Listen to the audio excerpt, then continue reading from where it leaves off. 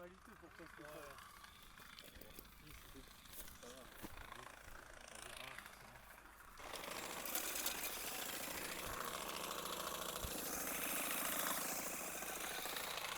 Pour lutter contre la mouche, moi j'utilise un système de piégeage qu'on dit artisanal, parce qu'on utilise des bouteilles.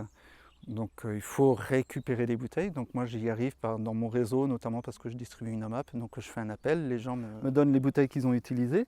Donc c'est un système en fait qui est utilisé depuis très longtemps et qui a été un peu remis au goût du jour depuis quelques années, notamment suite à une attaque de mouches en 2014 qui a ravagé en fait les récoltes sur la vallée des Baux et au-delà.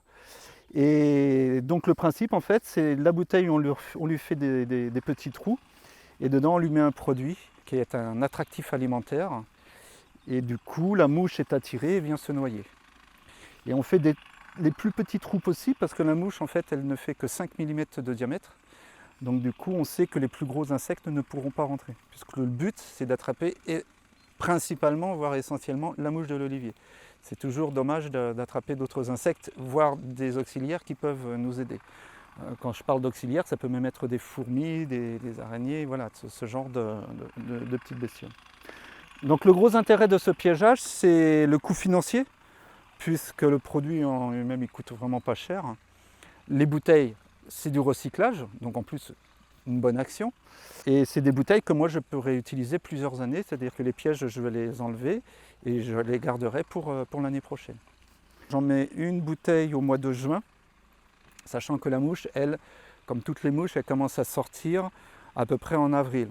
Donc je pourrais mettre les pièges déjà en avril en fait. Mais le problème c'est que si j'en mets déjà en avril, ça veut dire qu'il va falloir que je change la solution encore plus souvent. Parce que forcément c'est de l'eau, donc ça s'évapore et à un moment donné il ne reste que le produit au fond qui cristallise.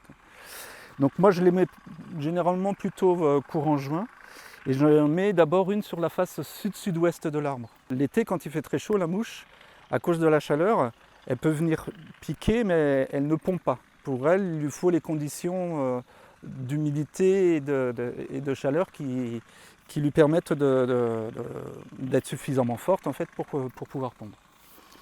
Or, quand il fait chaud, très chaud, en fait, elle n'y arrive pas. Sauf que quand la lumière commence à descendre, qu'il peut y avoir un brin d'humidité, c'est la période en fin de journée, la dernière face de l'olivier qui est éclairée, c'est-à-dire la partie sud-sud-ouest, où le soleil se couche en fait.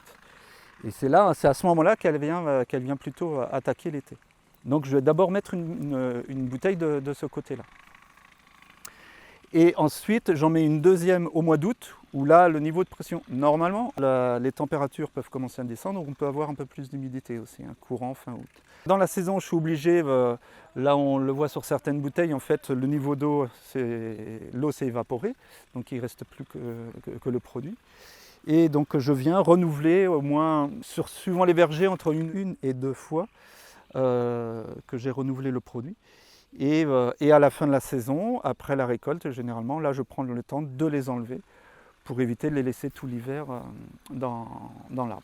D'abord parce que c'est pas très joli, et puis parce que en fait ce qui se passe c'est que le bouchon, contraint par le soleil et les températures, et donc l'hiver ça peut être aussi par le froid, il finit par craquer, la bouteille elle tombe, et puis elle peut s'envoler. Donc, grosso modo, là, durant l'été, généralement en une semaine, moi j'arrive à trouver 1, 2, 3, 4 mouches, que sur le début de l'automne, ça peut monter à 30 mouches, 30, 40 mouches par semaine.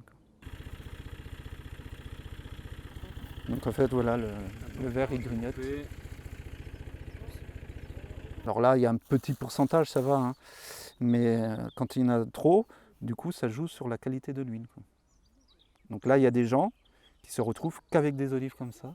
Là, c'est des piqûres, souvent c'est des piqûres, mais la mouche n'a pas réussi à pondre. Voilà, là on a une piqûre, la mouche n'a pas réussi à pondre. Alors le problème en fait, c'est que sur ces piqûres vient se poser une maladie qu'on appelle la dalmaticose et qui crée en fait une forme de brunissement comme ça, quoi, aussi. Voilà. Et qui abîme l'olive et qui finit par la faire tomber aussi, quoi. Ça c'est une olive qui a été piquée. Lui, le ver, sa première mission, ça va être de faire un trou de sortie. La mouche ne sera pas capable de faire un trou de sortie. Voilà, ça c'est un trou de sortie là. Là on le voit le trou de sortie. Allez, on y va. On en veut. Allez.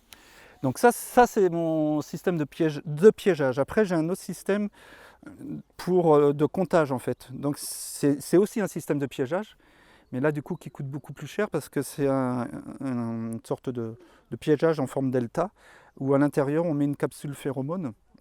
Donc là c'est un piégeage sexué et cette phéromone en fait attire la mouche mâle. Et sur cette plaque en fait elle est engluée et la mouche vient se coller dessus. Et moi ça me permet toutes les semaines de faire un comptage et de voir le niveau de pression en fait. Donc c'est deux choses différentes. Je mets un piège delta en gros sur 5-6 vergers, un seul, et sur lesquels je vais faire le comptage. Et par contre là mes bouteilles de piégeage, là j'en mets sur quasi tous mes arbres. Là j'ai dû en mettre pas loin de 900 en tout là, cette année, quoi. Donc je le fais souvent avec des copains qui passent, on fait ça ensemble et c'est plutôt sympa, quoi. Voilà.